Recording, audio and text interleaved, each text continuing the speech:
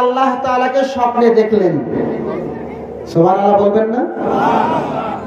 কাকে দেখছেন? আমাদের দেখতে মন চায়? আপনাদের চায়? আমার তো দিল চায়, বারবার দেখি। হ্যাঁ, ইমাম আহমদ ইবনে হাম্বল রাহমাতুল্লাহি আলাইহি 100 বার আল্লাহকে দেখেছেন। সুবহানাল্লাহ বলেন।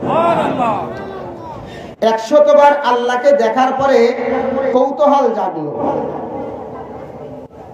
আল্লাহ পাককে বললেন, রব্বুল আলামিন, মানুষের মুক্তি কোথায়? সুবহানাল্লাহ বলেন। এই মুক্তিটা শুনে যাওয়ার জন্য আপনারা তৈরি আছেন? আমি বেশি ভূমিকা বলবো না, লম্বা ঘটনাও বলবো না।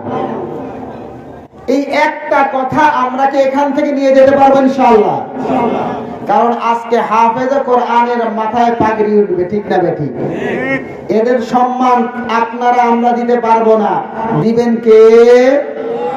একটা হাদিস, আল্লাহ নবী সাল্লাল্লাহু আলাইহি সাল্লাম বলেন, ইন্না ফিল জান্নাতি নাহারান ইউসাম্মা রায়্যান লাহু মাদিনাতুম মিন মারজান।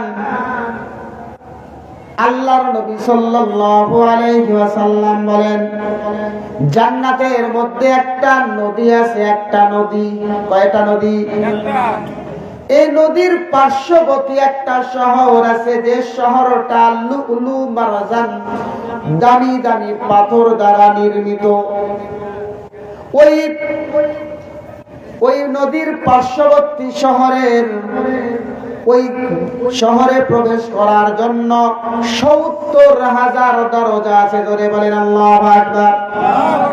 কয়টা দরজা? প্রত্যেকটা দরজায় একটা করে স্বর্ণের, একটা করে রূপার লিফলেট টাঙ্গানো আছে। আর প্রত্যেকটি গেটের মধ্যে 70,000 ফেরেশতা দাঁড়িয়ে আছে। কে আছে? 70,000। এটা হলো প্রথম গেট। কয় নাম্বার গেট?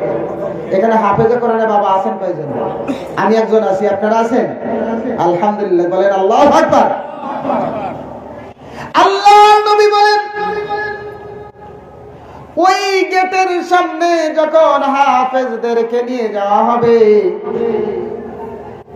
70,000 ফেরেশতা একসাথে স্বাগত জানানোর জন্য বলবেন, সালামুন কাওলাম মির রাব্বির রহিম। কার পক্ষ থেকে?